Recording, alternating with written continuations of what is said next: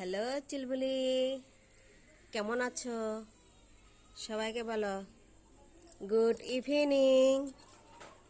বলো দেখি সবাইকে, বলো বলো আমি এখন পড়ার টেবিলে। কেউ এখন টেবিলে পড়তে আসছে না, তাই আমি পড়ার টেবিলে উঠে বসে আছি চুপ করে। সবাই এখন টিভি আর মোবাইল নিয়ে ব্যস্ত, তাই তো আমি জায়গা এখন খালি পেয়েছি।